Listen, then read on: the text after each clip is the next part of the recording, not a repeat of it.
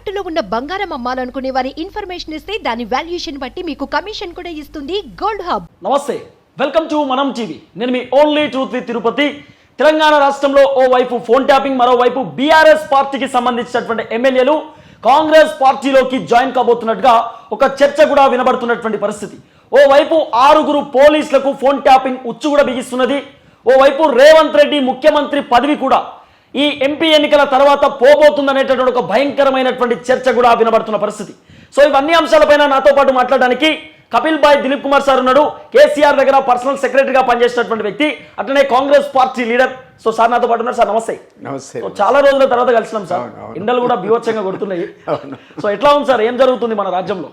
మీరు చెప్పారు, మీరు అన్ని విశేషాలు చదివేశారు, వార్తల్లో విశేషాలు ఇంపార్టెంట్ పాయింట్స్ అని హైలైట్స్ అని చెప్పారు.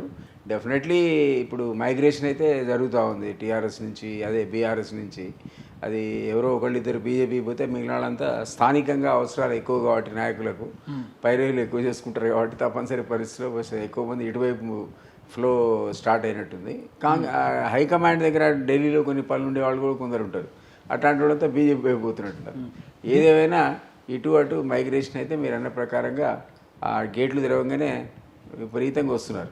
సో ఎక్కడ దాకా పోతుందో బీజేపీ టు కాంగ్రెస్ ఎట్లా ఉంది సార్? కాంగ్రెస్ లో ఏది బీజేపీ కాంగ్రెస్ బీజేపీలో ఉండే ఇన్ని రోజులు సడన్ గా కాంగ్రెస్ వైపు వచ్చేసి ఎట్లా ఉంది కాంగ్రెస్? నేనంటున్నారా? నేనంటే జస్ట్ బిఫోర్ ఎలక్షన్స్ ఆ ట్రెండ్ మేము ఎన్నోసార్లు డిమాండ్ చేసాం. మీకు జ్ఞాపకం ఉంటే కేసీఆర్ పై యాక్షన్ తీసుకోవాలి, కవితను అరెస్ట్ చేయాలి, లేదా బీజేపీ సీట్లు రావు.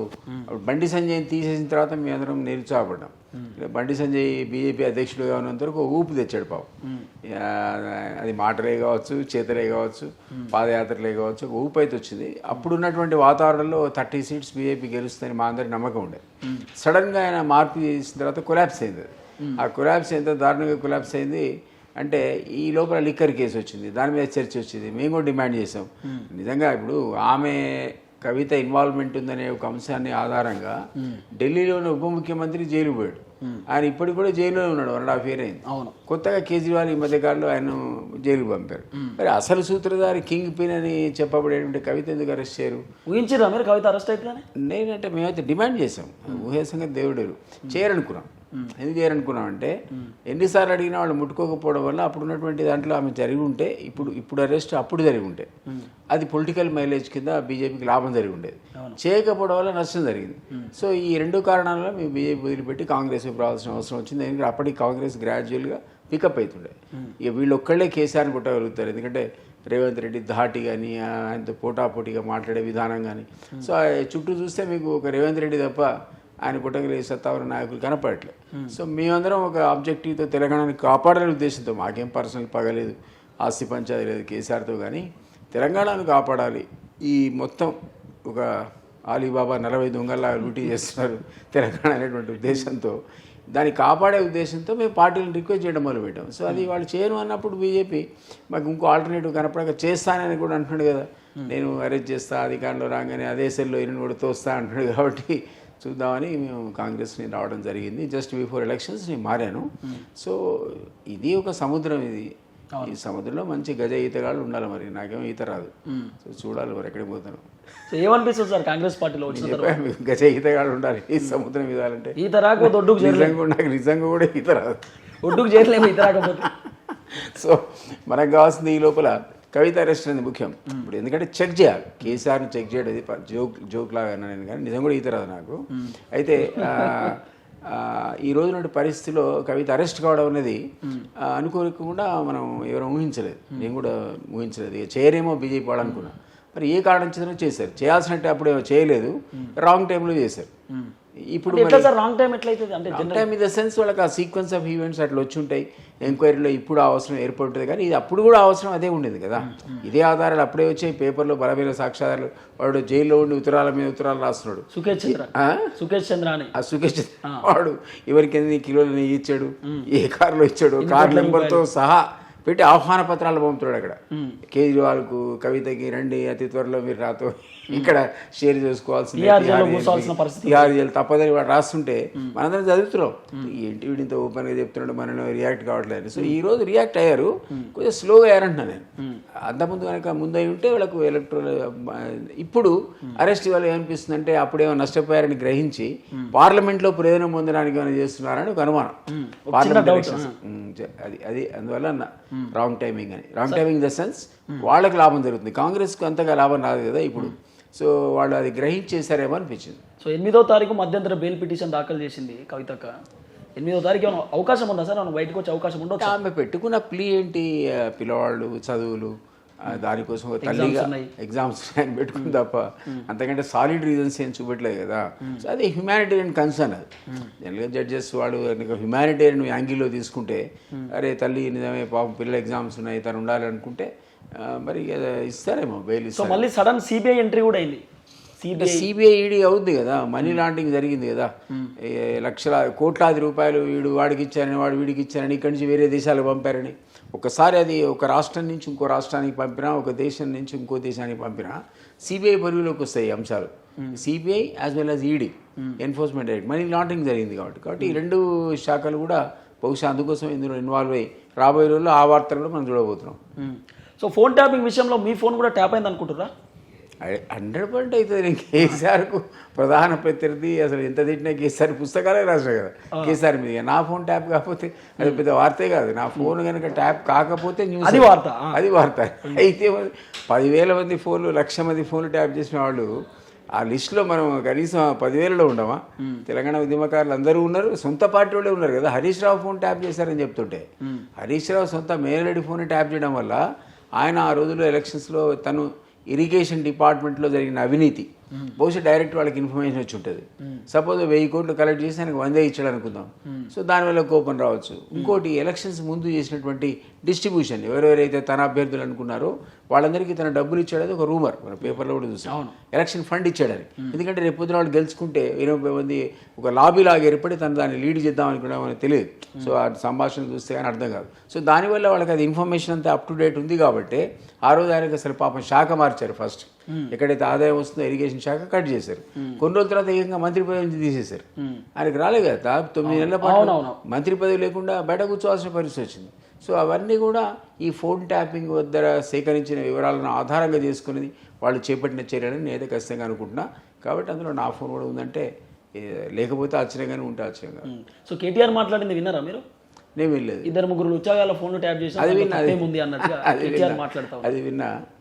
సరే, ఇప్పుడు ఫోన్ ట్యాపింగ్ గురించి మీకు ఐడియా ఉందో లేదో నాకు తెలియదు. ఫస్ట్ ఆఫ్ ఆల్ స్టేట్లో మీరు ఒక ఫోన్ ట్యాప్ చేయాలంటే మీదైనా నాదైనా హోమ్ సెక్రటరీ యొక్క పర్మిషన్, గవర్నమెంట్ ఆర్డర్ కావాలి.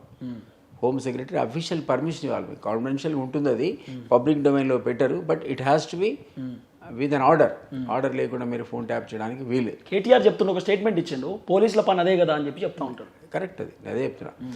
హోమ్ డిపార్ట్మెంట్ గవర్నమెంట్ వేరే అదర్ దాన్ దట్ ఈ మన పరిధిలో కాకుండా వేరే ప్రాంతాల్లో చేయాలన్నా లేదా ఇంకెవరైనా అథారిటీ ఉన్నవాడు home secretary, government of India ఇక్కడ హోమ్ సెక్రటరీ లేదా గవర్నమెంట్ ఆఫ్ ఇండియాలో హోమ్ సెక్రటరీకి కన్సర్న్ ఆఫీసర్స్ అప్లికేషన్ పెట్టుకొని ఏ కారణాల వల్ల మీది కానీ నాది కానీ ఫోన్ ట్యాప్ చేస్తారో కారణాలు చెప్పి మరీ పర్మిషన్ తీసుకోవాలి. తర్వాత ఒక కమిటీని కన్స్టిట్యూట్ చేస్తారు 3 ముగ్గురితో.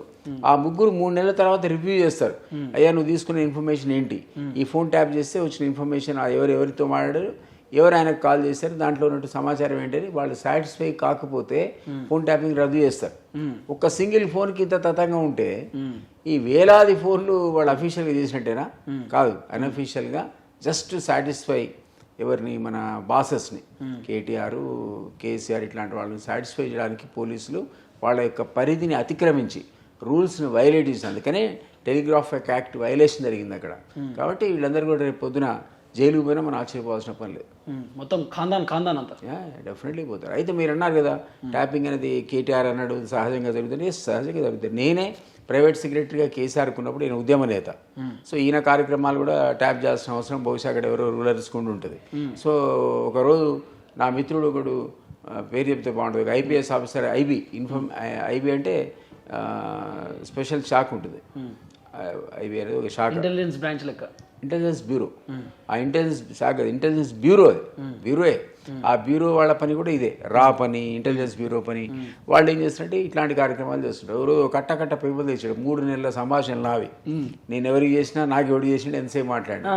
నేను ఆశ్చర్యపోయాను, ఇదే నువ్వనే చెప్పాలి కదా నాకు మిత్రుడు అంటే ఆయన నేనెట్లా చెప్తాను, ఆ ఉద్యోగం పోద్ది. అందులో నేను సడన్గా చూస్తే నీ పేరు కనబడితే నేను పట్టుకొచ్చిన, ఇవన్నీ మేము డిశ్చార్జ్ చేస్తాం, నువ్వు ఇప్పుడు డిశ్చార్జ్ అయిన ఎదురుగానే చెప్పేసేమన్నాడు, తీసుకొని చెప్పేసాడు. నీ ఇన్ఫర్మేషన్కి ఇచ్చిన మరి నాదెందుకు ట్యాప్ చేసిన మీరు అడిగాడు. మరి ఇది ఎట్లా అఫీషియల్ పద్ధతి ఉంది కదా, హోమ్ సెక్రటరీ ఆర్డర్ కావాలి కదా, నా మీద నీకు అనుమానం ఉండాలి అంటే కాదట. ఆ మొత్తం ప్రైవేట్ సెక్రటరీలో 70-80 మంది ఉంటారు కదా, వాళ్ళ పేర్లు రాసి డ్రా తీస్తారట. ఆ నెలకు 20 మందినో 10 మందినో పికప్ చేసి ఈ 10 మంది 3 నెలలు ట్యాప్ చేస్తారట. 10 మంది ఈ 3 నెలల లోపల వాళ్ళకి కావాల్సిన ఇన్ఫర్మేషన్ ఏంటంటే ఇతర దేశాలకు సంబంధించిన వాళ్ళతో మనం ఏమైనా మాట్లాడుతున్నామా, టెర్రరిస్టులకు ఏదైనా సమాచారం అఫీషియల్ది చేరవేస్తున్నామా, ఏమైనా అనుమానాస్పదమైనటువంటి సంభాషణలు ఉన్నాయా అనేది చూస్తారట. ఏమీ లేవనుకోండి, ఇంతకుముందు నేను చెప్పినట్టు నా కాగితాలు దించినట్టు అన్ని దించి చేతలు పడేస్తారు. ఎవరికి చెప్పారు, అఫీషియల్గా మీరు అడిగిన అనుకోండి, మీరు దిలీప్ కుమార్ ట్యాప్ చేసినట్టే నాకు దిలీప్ కుమార్ తెలియదు అంటాడు, కానీ ఆ పని చేస్తాడు. కానీ ఏదన్నా చిన్న ఆధారం దొరికింది అనుకోండి, మనం ఇదే టెర్రరిస్ట్తో మాట్లాడము, మనీ లాండింగ్ చేయడం, ఇదే ప్రైవేట్ అఫైర్స్ కావు. మీరు ఎవరిని కలిసినారు, మీరు ఎంత లంచం తీసుకున్నారు, ఎవరికి ఇచ్చిన వాళ్ళకి సంబంధం లేదు. దేశ సమగ్రతకు భద్రతకు సంబంధించిన అంశాలు, టెర్రరిస్ట్ అంశాలు అందులో ఉంటే అప్పుడు వాళ్ళు అఫీషియల్గా అప్లికేషన్ పెట్టుకుంటారు, ఈయన మీద మాకు అనుమానం ఉంది, మాకు పర్మిషన్ ఇవ్వండి. ప్రాసెస్ అట్లా స్టార్ట్ అయింది. అప్పుడు వాళ్ళు పర్మిషన్ ఇస్తే అప్పుడు తయారు చేసే రికార్డు అది అఫీషియల్ రికార్డు. అది మీరు కోర్టులో అయినా ప్రొడ్యూస్ చేస్తారు, ఆఫీసర్లకైనా ఇస్తారు, అవసరమైతే వాళ్ళు విత్ పర్మిషన్. మీడియాకు ఎగ్జామ్షన్ ఉంది అక్కడ, రైట్ టు ఇన్ఫర్మేషన్ కింద ఎగ్జామ్టెడ్ ఆర్గనైజేషన్స్ అవన్నీ, సిబిఐ కానీ, ఈడీ కానీ, మీరు చెప్పే ఐబీ కానీ, ఇవన్నీ కూడా రైట్ టు ఇన్ఫర్మేషన్ కింద మీరు ఇన్ఫర్మేషన్ అడిగినా ఇవ్వరు, వాటికి ఎగ్జామ్షన్ ఉంది, ఎందుకంటే దేశ భద్రత ఇన్వాల్వ్ అయింది కాబట్టి. అట్లాంటప్పుడే టెలిఫోన్ ట్యాపింగ్ అంటే చూడండి, నాదే చేసిందంటే రెగ్యులర్ అది మీరు అన్నట్టుగా కంటిన్యూస్గా పని చేస్తూనే ఉంటారు, అదే పనిలో ఉంటారు. కానీ అడిగితే ఏమంటారంటే అసలు మా తెలియదు ఆయన ఎవరో అంటారు. అంటే ఎవరున్నా సరే స్టేట్ గవర్నమెంట్లో ఇంటెలిజెన్స్ పని చేసే పని అదే. అది ఏంటి కొంతమంది వ్యక్తులదే, ఎవరైతే అధికారంలో ఉన్నారో లేదా ముఖ్యమైనటువంటి వాళ్ళు. అందుకనే అప్పట్లో గగ్గులు పెట్టారు కదా ప్రతిపక్ష నాయకులు, మా ఫోన్ ట్యాప్ అవుతున్నాయో, మా ఫోన్ ట్యాప్ అవుతున్నట్టు అవుతాయి.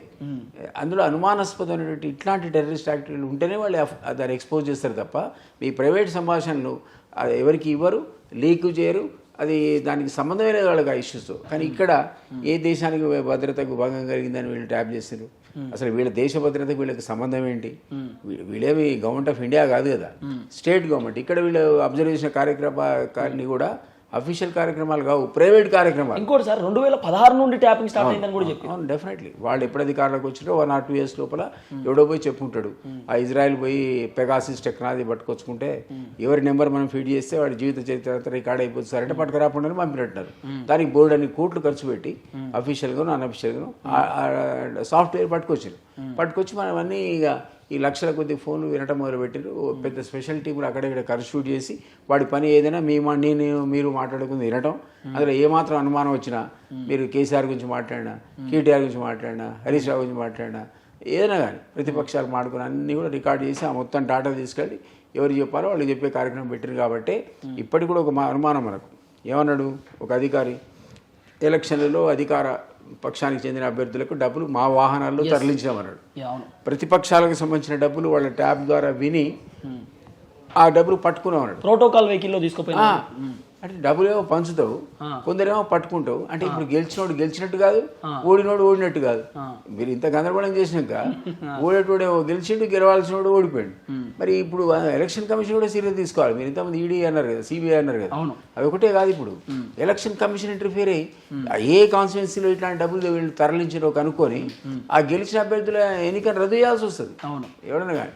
మరి అది కూడా మనం వెయిట్ చేయాలి. రేపొద్దున జరిగిన కూడా ఆశ్చర్యం. అంత పవర్ఫుల్గా ఈరోజు ఎలక్షన్ కమిషన్ పనిచేయట్లేదు, అది వేరే విషయంగా. నిజంగా సీరియస్ ఎలక్షన్ అఫెన్స్ ఇది, డబ్బులు తరలించడం అనేది. సో ఎక్కడికి ఆ డబ్బు పోయిందని ఆయన అంటాడో ఆ కాన్స్టిట్యున్సీ ఎన్నికను రద్దు చేయాల్సిందే. సో అంత ఇట్లాంటి ఎలక్టోరల్ అఫెన్సెస్ జరిగిన దగ్గర చాలా సందర్భాలు మనం చూసిన ఎన్నికలు రద్దనే కానీ సుదీర్ఘకాలం విచారణ జరిగి ఆఖరికి అంత టర్మ్ ఇక రేపో మాపో నెల లోపల అయిపోతాక రద్దయినాయి. సార్ ఓన్లీ ఫోన్ ట్యాపింగ్ ప్రధానంగా దేనికోసం చేసి ఉంటారు సార్ వీళ్ళు? జస్ట్ అడ్మినిస్ట్రేషన్ గ్రిప్లో పెట్టుకోవడానికి. అంతే. ఎవడు కూడా వాళ్ళ పరిధి దాటిపోకుండా, ఎవడు కూడా ఇంకో పార్టీలో పోకుండా, డబ్బులు ఏమైనా వాళ్ళు కలెక్ట్ చేసుకుంటే వాళ్ళ వాటా వచ్చిందో లేదో చూసుకోవడానికి. ఎవడు తినడానికి వీల్లేదు కదా వాళ్ళు తప్ప. కుటుంబ సభ్యులు కుటుంబమే తెలంగాణ లూటీ చేయాలి, వేరే వాళ్ళకి అథారిటీ లేదు, లేదా వీళ్ళు పవర్ ఆఫ్ అటార్నీ ఇస్తే ఆయన లూటీ చేయాలి. సో అవన్నీ అనుకున్న ప్రకారం జరుగుతుందా లేదా, లూటీ అనేది అనుకున్న ప్రకారం జరుగుతుందా లేదా అని చూసుకోవడం తప్ప మన గవర్నెన్స్ కోసం కాదు, ప్రజల సంక్షేమం కోసం కాదు. అందుకనే ఇది దారుణమైనటువంటి అంశం అది. సో కేటీ రామారావు యూట్యూబ్ ఛానళ్లకు నోటీసులు పంపిస్తా ఉన్నాడు. సో ఎట్లా చూస్తారు సార్, ఎందుకు దేనికి పంపిస్తున్నాడు కావచ్చు? అంటే నోటీసులు ఏమన్నా అంటే ఆయన అన్నాడు కదా, ఎలక్షన్లో మేము ఓడిపోవడానికి యూట్యూబ్ ఛానల్ కారణమని అన్నాడు లేదా. ఇష్టం వచ్చినట్టు మా మీద వ్యతిరేక ప్రచారాలు చేసి యూట్యూబ్ ఛానల్, మేము కూడా కొన్ని యూట్యూబ్ ఛానల్ పెట్టుకుంటే అయిపోయేది అన్నాడు. 30 ఛానల్ పెట్టుకుంటే అయిపోతుంది, 30 ఛానల్ పెట్టుకుంటే ఖతం అయిపో, అసలు మాకు కూడా ఇంకో 4 సీట్లు ఎక్కువ వస్తే అయిపో అన్నాడు. సో ఆయనకు ఒక నోషన్ అట్లుంది. యూట్యూబ్ ఛానల్ కానీ మీడియా కానీ ఇతర ఎలక్ట్రానిక్ ఛానల్స్ కానీ అన్ని కూడా పనిగట్టుకొని వీళ్ళ మీద దుష్ప్రచారం చేస్తున్నా అనుకుంటున్నా ఆయన. నేనైతే తక్కువ ప్రచారం చేసిన నేను అనుకుంటున్నా. వాళ్ళు చేసినటువంటి విధ్వంసానికి వ్యవస్థలు చిన్నాభిన్నం చేసి కోట్ల కొద్ది రూపాయలు వాళ్ళు. ఇప్పుడు కవిత క్లాసిక్ ఎగ్జాంపుల్ మనకు కళ్ళెదురుగా కనపడుతుంది, ఏం వేరే సర్టిఫికేట్ అవసరం లేదు. రెండో ఎగ్జాంపుల్ కాళేశ్వరం కనపడుతుంది. నువ్వు 1,00,000 కోట్లు పెడితే కుంగిపోయాయి. నిన్న మీరు చూసారా కేసీఆర్ మాట్లాడింది ప్రెస్ మీట్ లో? విన్నా తోక తెలియదు, తోక మాట తెలియదు మీకు, మీరు ఏందా మాట్లాడేదంటే. నిజమే, మనకేం తెలుసు పాప, ఆయనకున్న జ్ఞానం. మీరు 80,000 పుస్తకాలు చదివినరా? మొన్న ఒక్కటి యశోద దావకాలు ఒకటి చదివింది, ఇంకో ఏంది మొన్న దావకాలు ఇంకొకటి చదివింది, బొక్కిరిగినప్పుడు. అంటే 80,000 ఒక పుస్తకం చదివింది కేసీఆర్. అవునవును. కాబట్టి మీరు నేను 80,000 పుస్తకాలు చదువుకోలేదు కాబట్టి ఆయనకున్న నాలెడ్జ్ మనకి లేదు. మీరు రాసిన పుస్తకం చదివిండి కావచ్చు, అపరిచితుడు పుస్తకం చదివి. నేనైతే ఇవాళ మీరు ఇచ్చినట్టే రేపు పోయేటి, ఇప్పుడు ఏం పర్లేదు కాబట్టి చదువుతాడు కావచ్చు. పీడిఎఫ్స్ కూడా పెట్టారు కదా, పీడిఎఫ్లు కూడా పెట్టారు కదా. వీడియోలు పెట్టినా ఎప్పుడో డౌన్లోడ్. ఇంటెలిజెన్స్ వాళ్ళు మీ ఫోన్ నా ఫోన్ ట్యాప్ చేసినోడు పుస్తకం పట్టుకుపోయి ప్రజెంటేషన్ ఇయ్యాడు ఆయనకు. ఎన్నో రకరకాల అంశాలు ఉన్నాయి అందులో. సో డెఫినెట్గా ఇంటెలిజెన్స్ కూడా పట్టుకుపోయి ఇచ్చి ఉంటాడు. ఎందుకంటే నాకు ఒక ఆఫీసర్ ఏడో కలిసి నాకు పేరు చెప్పాను కానీ, సార్ మీ పుస్తకం బాగుంది అని. మీకు ఎట్లా వచ్చిందండి అంటే, మీ పుస్తకం పట్టుకోవడం కష్టమా సార్, మీ పుస్తకాన్ని పట్టుకోవడం కష్టమా సార్ అన్నాడు. అంటే ఇంటెలిజెన్స్ వాడి పుస్తకం పట్టుకోవడం కష్టమా? సో ఖచ్చితంగా సీఎంకు వన్ ఆఫ్ ది ఐటమ్ కింద ఎప్పుడో బొకే ప్రజెంట్ చేసి ఉంటారు, బొకేలో పెట్టి. మీకోసం రాసిన ప్రత్యేకంగా మీ గురించి. ఎన్ని పుస్తకాలు అమ్ముడు పోయినాయి సార్ మొత్తం? ఎన్ని పుస్తకాలు? 50,000 కాపీస్. అది అమ్ముడుగా ప్రైవేట్ జనరల్ గా ఇచ్చేసారు, ప్రైవేట్ సర్క్యులేషన్. ఎందుకంటే పేరుకు దాని ప్రైస్ 150. ఆన్లైన్ లో కూడా పెట్టమని చెప్పినట్టు అన్నారు. పీడిఎఫ్ కూడా పెట్టమని అడిగినప్పుడు కోవిడ్ పీరియడ్ చాలా రిక్వెస్ట్ వచ్చినాయి, పీడిఎఫ్ లో పెట్టండి సార్ అంటే. నేను మార్కెట్లో పెట్టలేదు కదా, అది సేల్ చేయలేదు ఒక్క కాపీ కూడా. 50,000 కాపీలు వేయాల్సి వచ్చింది. ఇంకా డిమాండ్ ఎట్లుండే, హార్డ్ కాపీలు లెక్క అమ్ముడు పోయినాయి. తర్వాత సరిపోక పీడిఎఫ్లో పెట్టమన్నారు. మళ్ళీ కూడా అడిగిండు, అప్పీల్ చేసి, సార్ ఇది పీడిఎఫ్ మీరు ఇస్తే నేను దీంట్లో పెడతా. మాకు విపరీతమైన రిక్వెస్ట్. గ్రూప్ ఎగ్జామ్స్ కూడా బుక్కులు పోవేమో చాలా పోయినాయి అసలు. పాపులర్, ఎందుకంటే అది సీఎం కేసీఆర్ మీద రాసిన పుస్తకం కదా, ఎవరికైనా క్యూరియాసిటీ ఉంటుంది. సో సహజంగా 50,000 కాపీస్ విదిన్ 2-3 ఇయర్స్లో పోయినాయి. ఇంకా డిమాండ్ ఉంది వాటికి, ఇప్పుడు దాన్ని రివైజ్ చేయాలని. సో కేటీఆర్ అంటా ఉన్నాడు 2014 కంటే ముందు ట్యాప్ అయిన ఫోన్ల లిస్ట్ కూడా బయట తీయండి అంటారు సార్ కేటీఆర్. ఏం పర్వాలేదు, చాలా తక్కువ ఉంటాయి, నెగ్లిజిబుల్ ఉంటాయి అసలు. ఆ లిస్ట్ ఉండదు మీకు. నేను మరోసారి చెప్తున్నా, ఇదంతా అనఫిషియల్ కార్యక్రమమే. అఫీషియల్గా మీరు ట్యాప్ చేసే ఇన్ఫర్మేషన్ అడిగితే ఒక్కటి కూడా మేము పర్మిషన్, మీరు ఎప్పుడు రావాలి, మీకు మీరు పర్మిషన్ ఇచ్చిండ్రా ఫోన్ ట్యాపింగ్ అడుగుతారు గవర్నమెంట్ని. గవర్నమెంట్ అఫీషియల్గా ఒక్క ఫోన్ కూడా పర్మిషన్ ఇవ్వదు. ఇస్తే కమిటీ మళ్ళీ రివ్యూ, ఆ 3 నెలల్లో ఏం జరిగింది, ఆధారం లేకపోతే వాళ్ళు కమిటీ సభ్యులు దీన్ని రద్దు చేయండి అంటారు. పబ్లిక్ డౌట్ ఏంటంటే సార్, ఇప్పుడు ఫోన్ ట్యాపింగ్ 2014 కంటే డాటా తీయమని కేటీ రామారావు చెప్తున్నాడు. కేటీ రామారావు 10 సంవత్సరాల అధికారంలో ఉన్నప్పుడు తీయవచ్చు కదా. ఆయన తీసినా రాదు, ఒక్కదానికి కూడా పర్మిషన్ ఇచ్చి ఉండరు. అంతా ఇల్లీగలే, అంటే ప్రైవేట్ దందా ఇదంతా. ఎందుకంటే అఫీషియల్గా పర్మిషన్ తీసుకోవడానికి ఏమి, దేశ భద్రతకు భంగం కలిగే కార్యక్రమాలు ఏమున్నాయి, ఈయనకేం సంబంధం? అది గవర్నమెంట్ ఆఫ్ ఇండియా చేయాలి ఆ పని. హోమ్ సెక్రటరీ గవర్నమెంట్ ఆఫ్ ఇండియాలో చేయాలి. ఇక్కడ కూడా కొన్ని కార్యక్రమాలు ఉంటాయి మన హైదరాబాద్లో, terrorist activities, anti national activities ఉంటాయి. ఆ సందర్భంలో కొన్ని ఫోన్లు ట్యాప్ చేస్తారు, దానికి అఫీషియల్ పర్మిషన్ కూడా అడుగుతారు. ఉంటే మహా రికార్డులో తీస్తే ఒక 5 ఫోన్లు 10 ఫోన్లు, లేకపోతే మనకు కొన్ని ఆ మధ్యకాలంలో ఓల్డ్ సిటీలో కొన్ని పట్టుకున్నారంటారు కదా టెర్రరిస్టులను. సో సాధ్యపడదు ఫోన్ ట్యాపింగ్ జరగదు. సో మీరు అడిగితే ఒక 5-6 ఫోన్లు అట్లాంటివి వస్తాయి కావచ్చు బయటికి. ఈ లక్షల ఫోన్లు ఏడొస్తాయి. సో కేసీఆర్ మాట్లాడే విధానాన్ని చూస్తే ఇన్ని రోజులు సైలెన్స్ ఉన్న పులనాలా, సింహమనాలా, లేకపోతే ఇంకేమనాలా వేరే భాషలో? ఎవరిని? కేసీఆర్నే ఉంటారు. అది ముసలి కనేరు, మొసలి కనేరు, పులి కాదు. ఏం పులి? పులిలాగా అప్పటి పులి చెప్పండి. మారిపోయింది ఒకప్పుడు ఎన్టీ రామారావు సార్. కేసీఆర్ అధికారంలో పోయినాక మార్పు కనబడతలేదా కేసీఆర్ దగ్గర? ఫ్రస్ట్రేషన్. ఆయన అధికారం లేకుంటే పాపం తట్టుకోలేడు కదా, గిరగిలాడిపోతాడు అధికారం లేకపోతే. అప్పుడే ఉద్యమ నేతగా ఒక రకమైనటువంటి పవర్ ఉండే చేతిలో, పవర్ఫుల్ లీడర్ కింద ఉండే కదా. సో ఆ రకంగా ఎంజాయ్ చేసిండు. ఉద్యమం పోయిన తర్వాత అధికారం వచ్చింది ముఖ్యమంత్రిగా, ఇప్పుడు ఎంజాయ్ చేసిండు. ఇప్పుడు ఏ బతకం లేకుండా ఇంట్లో కూర్చోమంటే ఆ కేసీఆర్ లాంటి ఆ స్థాయి నాయకుడికి నిజంగా ఇబ్బంది పాపం. సో మీ దగ్గర కేసీఆర్ దగ్గర పనిచేసి బయటకు వచ్చారు కదా, ఎప్పుడన్నా ఫోన్లు వచ్చినాయి ఎక్కడ దగ్గర? ఒక్కనాడు నేను పోలే, ఎప్పుడు చేయలేదు రాలే. ఆల్మోస్ట్ 2009లో ఫస్ట్ టైం బయటకు వచ్చి నేను మీడియా ముఖంగా చెప్పిన, ఈయన నమ్మకండి నువ్వు దొంగ అని. అంటే అందరు నన్ను తిట్టిండు, అరే ఇదేంది ఇంత పెద్ద తెలంగాణ ఉద్యమాలు ఇద్దరు పట్టుకొని ఏ కోన్ కిస్కాడు వీడు దొంగ లంగాని మాడుతున్నాను. ఇప్పుడు అర్థమైంది పబ్లిక్. ఇప్పుడు పబ్లిక్ అంతా తిడుతున్నారు, నేనే సైలెంట్ ఉన్నా, నేను తక్కువ మాడుతున్నాను. నేను పబ్లిక్ అంతా తిడుతున్నారు, మామూలు కూడా తిడుతున్నారు. నేను ఇప్పుడు వస్తుంటే మెట్రోలో వచ్చినాయి ఇప్పుడు మా ఇంటి దగ్గర నుంచి. నా పక్క కూర్చున్నా అంటున్నాడు, సార్ దారుణం సార్ ఈ టెలిఫోన్ స్కామ్, ఇన్ని లక్షల కోట్లు తినేసింది సార్ మన సొమ్ము, ఇది ఎప్పుడు కూడా ఊహించలేని చెప్తున్నాడు. ఇప్పుడే నా పక్కకున్న ప్యాసింజర్, బాబు ఏం చేస్తావు అని అడిగిన నేను. ఆయనట మెడికల్ సీట్స్ పేరే విదేశాలకు పంపితే రష్యాకు గతంలో పిల్లలకు ఈ సంస్థ అట జనరల్ అబ్జర్వేషన్ చెప్తున్నాడు. మనం ఎవరో అనుకోలేదు సార్ ఇన్ని లక్షలు లూటీ చేస్తారు మన సొమ్మున అని. పబ్లిక్లో అట్లా వెళ్ళిపోయింది, వీళ్ళు చేసిన తప్పులు ప్రజల్లో చర్చనీయాంశాలు అయిపోయినాయి. అందుకనే అధికార మార్పిడి జరిగింది, అందుకే మేము అధికారంలోకి వచ్చినాం. సరే, ఇప్పుడు కల్వకుంట్ల కుటుంబం చేసినటువంటి దోపిడీ ఒక్కొక్కటి తెరపైకి వస్తున్నది, తీసుకుపోయి లోపటేసే అవకాశం ఉంటుందా? సేమ్ భారతీయ జనతా పార్టీలు చెప్పినట్టు మీరు కూడా లాస్ట్కి ఏమన్నా ఎన్నికల టైంలో ఏమైనా చేస్తారా? అట్లని అనుకోను. డెఫినెట్లీ రేవంత్ రెడ్డి మాట్లాడిన దాంట్లో చిత్తశుద్ధి ఉందని నేను అనుకుంటున్నా. సో ఇప్పుడున్నటువంటి ఏజెన్సీస్ కూడా గతంలో సిబిఐ ఎంక్వైరీకి ఇస్తాం అనేది ఇప్పుడు ఇస్తలేరు. చూడండి ఎందుకు ఇట్లా అంటే, సిబిఐకి అప్పచెప్తే ఎంక్వైరీ పట్ల తేలదు, అది ఇట్లే 1 year 2 year 5 years నడిపిస్తూనే ఉంటారు వాళ్ళు సిబిఐ వాళ్ళు. వాళ్ళ కోపం ఉంటేనే అర్జెంటుగా ఛార్జ్షీట్ ఫైల్ చేస్తారు, కోపం లేకపోతే ప్రశాంతంగా అట్లా పెట్టేస్తారు ఆ ఫైల్. ఒకటి 10 ఏళ్ళు, ఒకటి 20 ఏళ్ళు గట్లా కాలదోషం పెట్టినటువంటి ఫైళ్ళు కూడా అందులో ఉంటాయి. కాబట్టి సిబిఐకి ఇవ్వకుండా తనకు అధికారం వచ్చింది కాబట్టి ఇప్పుడు ఆయన సిట్ లాంటి సంస్థలు లేదా ఏసీబీ లేదా విజిలెన్స్ అండ్ ఎన్ఫోర్స్మెంట్ ఈ సంస్థలకు అప్పచెప్పాడు. ఆర్ స్పెషల్లీ కన్స్టిట్యూటెడ్ సిట్టింగ్ జడ్జిలతో ఉన్న కమిటీలు ఇవన్నీ కూడా మీకు విదిన్ 1 yearలో అన్ని రిపోర్ట్లు వస్తాయి. ఎవడెవడు జైలు పోవాలో పంపిస్తాడని అయితే ఖచ్చితంగా నమ్ముతున్నా ఇప్పటివరకు. ఎందుకంటే ఆయన కూడా జైలుకు పోయి వచ్చాడు కదా అదే ఫోన్ ట్యాపింగ్ వల్ల, సేమ్ టెలిఫోన్ ట్యాపింగ్ వల్లనే సీఎంకి తెలిసింది. మీకు జ్ఞాపకం ఉంటే సీఎం ఆయన అరెస్ట్కు 24 hours ముందు అసలు దీని దేవుంది రేపు తీయటి వార్త చెప్పబోతున్నా శుభవార్త అన్నాడు. అనగా తెల్లారి ఆయన ట్రాప్ అయ్యింది. అంటే నువ్వు టెలిఫోన్ ట్యాపింగ్ వల్ల ఆల్రెడీ ఆయనతో మాట్లాడిన విషయం, ఆయన పలానా టైంకి ఈయన దగ్గర పోతున్న విషయం పోలీసులు ఆయనకి ఇన్ఫార్మ్ చేశారు. మళ్ళీ రేవంత్ రెడ్డి మన జన్వాడ ఫామ్ హౌస్ మీద కేటీఆర్ ఫామ్ హౌస్ డ్రోన్ ఎగిరేషన్ అందుకు కూడా తీసుకుపోయి లోపటేసారు సార్. వేసింది జస్ట్ డ్రోన్ ఎగిరేషన్ ఇవన్నీ కూడా ఉంటాయి కదా రేవంత్ రెడ్డి. ఆయన ఎందుకు ఊరుకుంటాడు? ఆయన అట్లా ఊరుకోడు. కాంప్రమైజ్ అవుతాడని అయితే అనుకోను, కావాల్సిన అవసరం కూడా లేదు. ప్రజలకు రైట్ కూడా ఉంది తెలుసుకోవాల్సిన అవసరం. ఒక మాట మనం మాట్లాడినాక ఎందుకు మాట్లాడడం, దానికి కారణం ఏంటనేది ప్రజలకు కూడా హక్కు ఉంటుంది కదా. ఎందుకంటే మీరు పబ్లిక్ లైఫ్లో ఉన్నారు కదా, పాలిటీషియన్ కదా మీరు. సో మామూలు సాధారణ వ్యక్తులు మాట్లాడుకున్నారంటే మనం పక్క పెట్టచ్చు. బట్ ఈయన ఒక పాలిటీషియన్గా ఈయన మాట్లాడిన తర్వాత ఇప్పుడు ఆ ఎంక్వైరీస్ జరగాలని, తద్వారా దోషులు పనిష్ కావాలని ప్రజలు కోరుకుంటారు కదా. కేసీఆర్కి సంబంధించిన పార్టీలో 2 BHK మాత్రమే మిగులుతుంది. ఆ 2 BHK కేసీఆర్, కేటీఆర్, హరీష్ రావు, సంతోష్ రావు, కవిత వీళ్ళే ఉంటారు. మిగతా వాళ్ళందరూ బీఆర్ఎస్ పార్టీని విడిచిపెడతారు. దాదాపు 39 మంది, 3 వేరు 36 అయింది సార్ సంఖ్య. సో 24 మంది 25 మంది పోతే బీఆర్ఎస్ ఎల్పీ విలీనం అయితే కాంగ్రెస్ పార్టీ ఇంకా గట్టి పిల్లర్ లెక్క అవుతుందని ఒక చర్చ నడుస్తుంది. ఏమైనా అవుతుందా సార్ పాసిబుల్? ఇప్పుడు మీరన్నదానికి అసలు బీఆర్ఎస్ యొక్క పార్టీ, టీఆర్ఎస్ యొక్క పార్టీ నేను 2003 నుంచి ఉన్నా బీఆర్ఎస్లో. 2001లో స్టార్ట్ అయింది. అంటే విదిన్ 2 years ఆ పార్టీలో చేరాను. సో అది సంస్థాగత నిర్మాణం ఉన్న పార్టీ కాదు. తాలూకేస్లని ఎక్కువ శాతం ఇతర పార్టీల నుంచి వలస వచ్చిన పక్షులే ఉన్నారు. వలస పక్షులతో నింపిండి ఆయన. అంత పెద్ద తీవ్రమైన తెలంగాణ ఉద్యమం జరుగుతున్న సందర్భంలో కూడా మీకు జ్ఞాపకం ఉంటే మొదటిసారి కాంగ్రెస్ అలయన్స్తో టీఆర్ఎస్ పోటీ చేసినప్పుడు కేవలం 27 మందే గెలిచారు.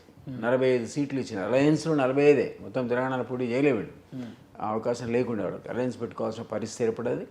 ఇచ్చిన 45లో కూడా 27 గెలిచినారు. రెండోసారి 2009లో మహాకూటమి ఏర్పడదు, అప్పుడు 45 సీట్లు తీసుకున్నారు. అప్పుడు కూడా ఎంటైర్ తెలంగాణలో పీక్ మూమెంట్, అసలు మామూలు మూమెంట్ కాదు. అప్పుడే అలయన్స్లో 45 సీట్లు తీసుకుంటే 10 గెలిచారు. జ్ఞాపకం ఉంటే రాజశేఖర రెడ్డి పట్టుమని 10 సీట్లు రాజేంద్ర అసెంబ్లీ అన్నాడు, ఎక్కడ ఉంది తెలంగాణ రాజేంద్ర అని చెప్పి, ఏ తెలంగాణ ఎక్కడ ఉంది అన్నాడు. సో అట్లా దానికి సంస్థాగత నిర్మాణం ఉంటే ఎక్కువ సీట్లు రావాల్సి ఉండే, అప్పటి నుంచి కూడా లేవు. సో దాని గ్యాప్ని కవర్ చేయడానికి ఆయన ఎప్పుడు కూడా ఇతర పార్టీల నుంచి జనాన్ని తీసుకున్నాడు, లేదా ఆ జిల్లాల్లో ప్రెజెన్స్ లేని దగ్గర పవర్ఫుల్ లీడర్స్ని తీసుకున్నాడు. సో మీకు జ్ఞాపకం ఉంటే ఖమ్మంలో పట్టు లేదు, పువ్వాడ నాగేశ్వరరావు, పువ్వాడ అజయ్. హైదరాబాద్లో పట్టు లేదు, కృష్ణ యాదవ్ కాదు, మన శ్రీనివాస్ యాదవ్ ఇట్లాంటి నేతలు. సో ఈ రకంగా ఇతర పార్టీలందరినీ కూడా కలుపుకున్నాడే తప్ప, ఒకసారి అధికారంలో ఉన్నప్పుడేమో ఇట్లాంటి చరికలు ఎక్కువైతాయి. అధికారం మీ చేతి నుంచి పోయినాక వీళ్ళంతా వలస పక్షులు కాబట్టి మళ్ళీ లేచి వెళ్ళిపోతారు, ఇంకో దగ్గర వాళ్తారు. ఈరోజు కరెక్ట్గా అదే నిజంగా తెలంగాణ ఉద్యమంతో కమిట్మెంట్ ఉండి మీతో పాటు భుజం కలిపి తెలంగాణలో సీరియస్గా పోరాడిన వాళ్ళైతే ఇట్లా మీరు కష్టకాలం ఉన్నప్పుడు పోరు. సో ఈరోజు జరిగింది ఎగ్జాక్ట్గా అదే, వలస పక్షులు కాబట్టి ఈయన మీద కమిట్మెంట్ ఉన్నవాళ్ళు కాదు కాబట్టి నిర్దాక్షిణ్యంగా ఆయన వదిలిపెట్టి వెళ్ళిపోయారు. మీరన్నది ఇంకా పోతారు. మీరన్న 39లో మీరు అన్నట్టు 4 మిగిలితే 5 మిగిలితే అంతే, ఇక వాడు మిగాల్సిందే. అందరూ మైగ్రేట్ అయ్యి పోవాల్సిందే. 100% మాటలకు వస్తారని కూడా నేను కేంద్రం పట్ల మక్కువ ఉన్నాడు, అక్కడ పైరవి చేసుకోవాలనుకున్నాడు, కేంద్రంతో అనుబంధాలు ఉన్నాడు, అడుగుతాడు. ఈ స్థానికంగా అవసరాలు ఎక్కువ ఉన్న వాళ్ళు ఉంటారు కాబట్టి ఇక్కడ మెజారిటీ వాళ్ళు ఇటు వస్తారు కాంగ్రెస్కి. సో అందువల్ల ఆ పార్టీ ఉండదు, అది డిసింటిగ్రేట్ అయిపోతుంది, విచ్ఛిన్నం అయిపోతుంది. దాన్ని నిర్మాణం చేసే శక్తి కేసీఆర్ కూడా లేదు, ఎందుకంటే ఆయన వయస్సు అయిపోయింది. కేటీఆర్కు ఉంది కానీ అహంకారి కదా, ఎత్తి మీద కళ్ళు ఉంటాయి ఆయనకు. మిమ్మల్ని కేర్ చేయడు, నన్ను కేర్ చేయడు, పక్కకున్న కూడా కేర్ చేయడు, ఆయన పార్టీలోనే కేర్ చేయడు. ఆయనతో మాట్లాడమే కష్టం. అసలు కేసీఆర్ అన్న మీకు దొరకడు, దొరికితే గంట సేపు కూర్చోబెట్టి ముచ్చట పెడతాడు. కేటీఆర్ అన్నవాడు అసలు మాట్లాడు కదా మీతో, ఆయన టైం దొరకడం కష్టం, దొరికిన తర్వాత ఎందుకు సార్ కేసీఆర్ కంటే బిజీ ఉంటాడా కేటీఆర్? అహంకారం, అది ఏం లేదు, చాలా అహంకారం. ఏదైనా కలవాలంటే మనం ట్విట్టర్లో కలవాలి కావచ్చు, ట్విట్టర్లో ఉంటే ట్వీట్ చేస్తే రిప్లై ఇస్తాడు. బిర్యానీ తినాలంటే పెడతారు సార్, రిప్లై ఇస్తాడు బిర్యానీ. ఆ రకంగా స్వయంకృతాపరాధం, వాళ్ళు తీసుకున్న గోతిలోనే వాళ్ళు పడ్డారు.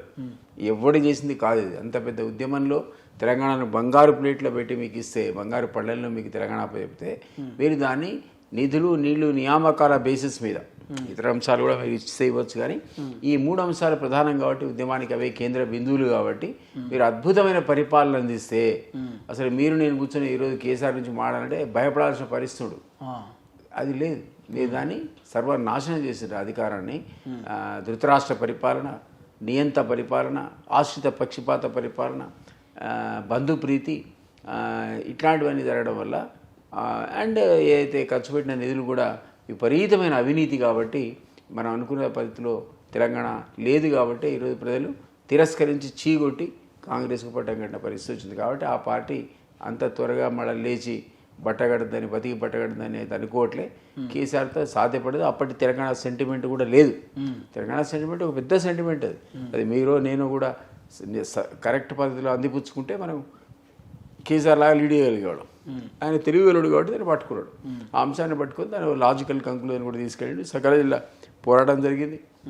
కేసీఆర్ చేతగానప్పుడు ఇతర పార్టీలు జతగట్టారు. అండ్ జేఏసీ ఫామ్ అయిన తర్వాత అందరం కలిసి సకల జిల్లా పోరాటం చేసినాం. ఆ స్పిరిట్, ఆ వాతావరణం, ఆ అవసరం ఈరోజు ఏముంది అంటే కేసీఆర్కు అధికారం ఇవ్వడానికి మళ్ళీ మనందరం ఫైటింగ్ చేస్తామా? చేయం కదా. సో ఆ ఇంట్రెస్ట్ ఎవరికి లేదు. కాబట్టి కేసీఆర్ అట్టర్ ఫ్లాప్ అయిపోయిండు. పడ్డవాడు లేవడం అనేది అంత ఈజీ అని అయితే అనుకోవట్లేదు. సో కేసీఆర్ ఈ టీఆర్ఎస్ అనే ఉద్యమ పార్టీని తీసేసి ఎప్పుడైతే బీఆర్ఎస్ అనే దుకాణం పట్టుకొచ్చిండో, సో పేరు చేంజ్ చేసింది కాబట్టి పార్టీ ఓడిపోయిందనే ఒక చర్చ నడుస్తుంది. ఇది ఎంతవరకు అంటే అది కూడా కాదు, నేను చెప్తున్నా లాంగ్ పీరియడ్ అయిపోయింది. అన్ని ఉద్యమ వాగ్దానాన్ని భంగం చేసిండు, ఉద్యమ ద్రోహులకు పదవులు ఇచ్చిండు, కాళ్ళు మొక్కిన కలెక్టర్కి ఎమ్మెల్సీ చేసిండు, ఐటీ డిపార్ట్మెంట్ దాడి చేసి 200 కోట్ల రూపాయలు సింగిల్ రైడ్లో పట్టుకున్నటువంటి పార్సారథి రెడ్డి లాంటి వాడికి రాజ్యసభ ఇచ్చి సత్కరించిండు, 6 ఏళ్ల పోస్ట్ ఇచ్చి. సో అన్ని ఇట్లాంటి పిచ్చి నిర్ణయాలు, వీటన్నిటి యొక్క ప్రభావం ఈ రకంగా జరిగిందని నేనైతే అనుకుంటున్నా. సో ఈ కారణాల వల్ల బీఆర్ఎస్ అనేది ఇంకో కారణం. అసలు తెలంగాణ కోసం పోట్లాడిన పార్టీ గారికి పేరుంటే ఆ తెలంగాణ వర్డ్ బీకేస్ను బీ తీసుకొచ్చి భారత్ అని చెప్పి ఆ బీఆర్ఎస్ పెట్టడంతో నీకు నష్టం జరిగింది. అది వాస్తా కాదా అనేది ఇంకేం చేయాలి నాకైతే నేను అనుకున్నాను. ఏదో దేశవ్యాప్తంగా దేశ ప్రధాని అవుదామని కలలుగానంటున్నాడు. ఎవరో చెప్పుకుంటారు దేశ ప్రధాని అవుతావు అని అనగానే పాపం ఆ ఊహల్లో ఆ టీబీకి బీ పెట్టిండు. అంతమంది మీకు జ్ఞాపకం మొదటి శాఖ ఆంధ్రాలో తెరిచిడిపోయి చూడాలి, పెద్ద జోక్ అది. ఎందుకంటే ఆంధ్రప్రదేశ్ సంబంధించినంత వరకు ఒక చర్చ వచ్చినప్పుడు ఆంధ్ర వాళ్ళందరినీ ఆంధ్ర పాలకులు మమ్మల్ని దోపిడీ చేస్తున్నారు, దొంగలు, దూర్తులు, దుష్టులు తిట్టేటోడు. ఇంకా పదాలు ఎక్కువనే, నేను తక్కువ చెప్పిన. అట్లాంటి ఎవరో అడిగిండ్రు, మరి ఆంధ్ర పాలకులు రాక్షసులు అంటున్నారు కదా, ఆంధ్ర ప్రజల మాట ఏంటని. అంటే లంకలో పుట్టిన ప్రతి ఒక్కడు రాక్షసుడే అన్నాడు. ఆయన క్లాసిక్ డైలాగ్ అది. లంకలో పుట్టిన ప్రతి ఒక్కడే రాక్షసుడని. అట్లాంటి లంకలో మొట్టమొదటి శాఖ తెరిచిండు బీఆర్ఎస్. మరి రాక్షసులు ఏమైపోయారు? ఇప్పుడు ఆ పార్టీలో ఉన్నాడు విభీషణుల రాక్షసుల మనకి ఎడ తెలవాలంటే కేసీఆర్ అనేవాడు అన్ని రకాల మిస్టేక్స్లో అదొక మిస్టేక్ బీఆర్ఎస్ చేయడం. దాంతో ప్రజలు కూడా ఇక సెంటిమెంట్కి దూరం అయ్యిండు, తెలంగాణకి దూరం అయిపోయింది, ఇక మాకు అవసరం లేదనుకున్నారు. సో కేసీఆర్ ఎక్కువ సెంటిమెంట్స్ నమ్ముతారా సార్? అంటే ఈ మూడు నమ్మకాలు లేకపోతే వాస్తు బాగాలేదని చెప్పి ఇప్పుడు మీరు చూసారు కదా తెలంగాణ భవన్ గేట్లు మారుస్తుండ్రు సార్, సరైన పేపర్లో చాలా మంది వెళ్ళిపోతున్నట బీఆర్ఎస్ పార్టీకి అందరూ వెళ్ళిపోతున్నారు, గేట్లు మారుస్తే ఏమైనా ఉంటారేమో అనే ఆలోచనతోటి చేపిస్తున్నారు. వాస్తు సహజంగా చాలామంది నమ్ముతుంటారు. ఇప్పుడు ఆయన ఢిల్లీలో ఉన్నటువంటి తన అఫీషియల్ క్వార్టర్ని కూడా నేనే దాన్ని పూర్తిగా వాస్తుకు అనుగుణంగా మార్చిన. 100% వాస్తు చేసినాం మేము.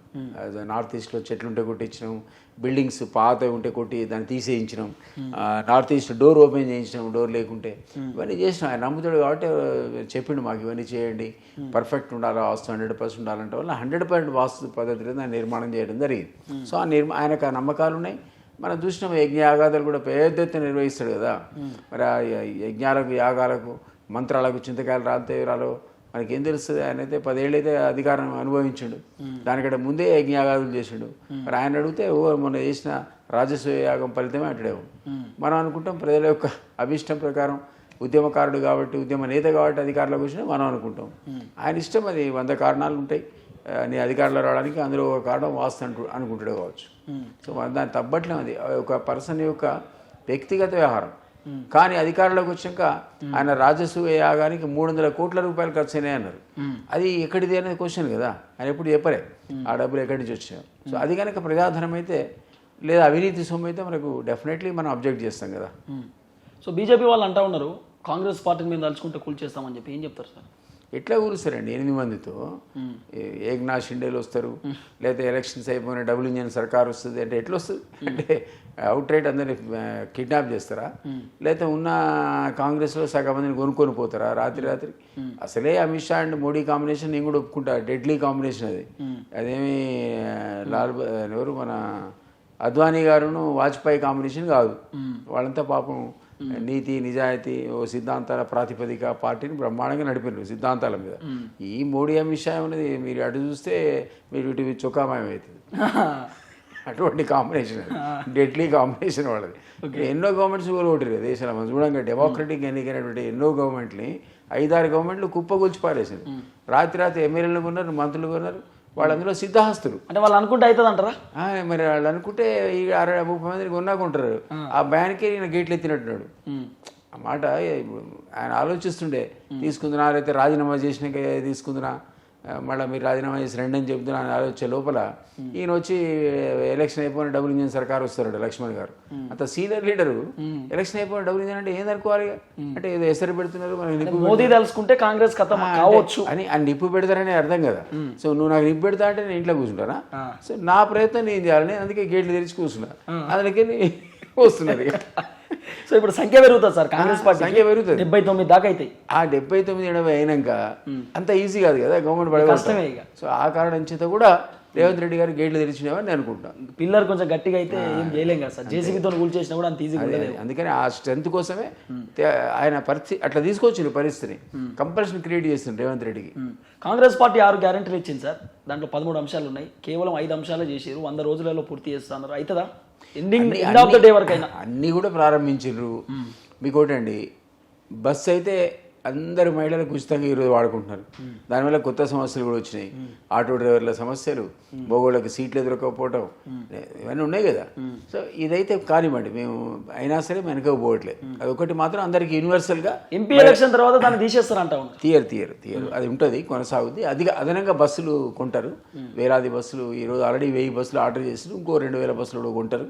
అది ఆ రకంగా అధిగమిస్తారు తప్ప ఇచ్చిన వాగ్దానాన్ని వెనుక తీసుకునే సమస్య లేనే లేదు. నెంబర్ 1. మిగిలిన వాగ్దానాలు కూడా స్టార్ట్ చేశారు లాంఛనంగా. ఇది చివరి బెనిఫిషరీ వరకు పోవడానికి కొంత సమయం పడుతుంది, చాలా డబ్బులు అవసరం పడుతుంది. దానికి ఫైనాన్షియల్ మేనేజ్మెంట్ ఎట్లా ఆలోచిస్తున్నారు. బట్ ఒకే ఒకటి ఏంటంటే, అన్నీ కూడా ఏ డాటా అయితే మేము సేకరించినామో ఆ డాటాను క్రోడీకరించి దాన్ని మొత్తం రేషనలైజ్ చేసి అర్హులు ఎవరో తెలుస్తాం. ఆ వైట్ రేషన్ కార్డు ఎవరికైతే ఉన్నదో వాళ్ళకే ఈ పథకాలు వర్తిస్తాయి. మిగిలిన వాళ్ళంతా అనర్హుల కింద లెక్క, మనం కూడా ఒప్పుకోవాలి. కలర్ టీవీ ఉన్నోడు, కారు ఉన్నోడు, ఫ్రిడ్జ్ ఉన్నోడు, ఎందుకంటే వాళ్ళకి ఈ బెనిఫిట్ గవర్నమెంట్ ఇవ్వాల్సిన బెనిఫిట్స్ ఎందుకు? గతంలో ఇష్టం ఇచ్చారు కదా. రియల్ ఎస్టేట్ బ్రోకర్ కూడా నువ్వు రైతు బంధు ఇచ్చి, అమెరికాలో ఉండే డాక్టర్కి రైతు బంధు వేసి, ఇవన్నీ పిచ్చి పనులు అవన్నీ. సో ప్రజల సొమ్ము అట్లా మీరు ఖర్చు పెట్టడానికి వీల్లేదు కాబట్టి అది స్ట్రీమ్ లైన్ జరుగుతాయి ఖచ్చితంగా. సో ఓన్లీ అర్హులకు మాత్రమే కార్డు ఎవరెవరైతే ఉందో వాళ్ళకి మాత్రమే ఓ లిమిట్ పెట్టి దాన్ని ఇవ్వడం, అన్ని బెనిఫిట్స్ ఇస్తాం. చివరి మనిషి కూడా ఇస్తాం, కానీ పాపులేషన్ అందరికి కాదు. అందరికి పాపులేషన్ ఇవ్వడానికి అసలు డబ్బులు సరిపోవు. It's not possible. So KCR బాటలోనే రేవంత్ రెడ్డి కూడా పోతుండని ఒక చర్చ నడుస్తుంది.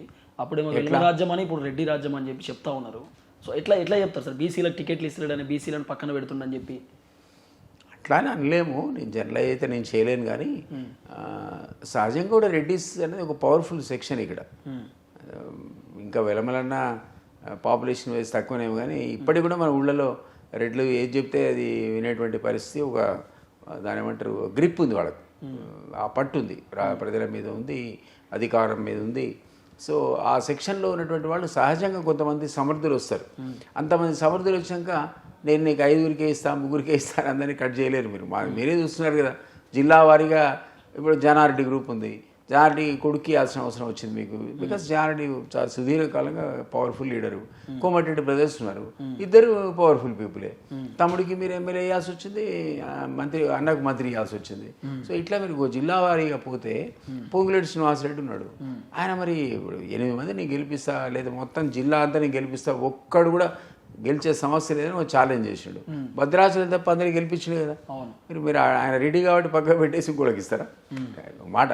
అయినా 3 జిల్లాలో 3, ఎవరు తుమ్మల నాగేశ్వర గారు, బట్టి విక్రమార్క గారు, పొంగులేటి, 3 కూడా మంత్రి పదవులు ఇవ్వాల్సిన పరిస్థితి వచ్చింది. ఇట్లా ఈ సమీకరణాల లోపల ఎక్కడైనా సాధ్యమైనంత వరకు జస్టిస్ చేయాలనే ప్రయత్నం చేస్తున్న సందర్భంలో కూడా రెడ్లు సహజంగా వాళ్ళకున్నటువంటి ప్రాబల్యం వల్ల కొద్దిగా ఎక్కువ కనిపిస్తుండొచ్చు, కానీ దాన్ని బ్యాలెన్స్ చేసే ప్రయత్నం 100% జరుగుతుంది.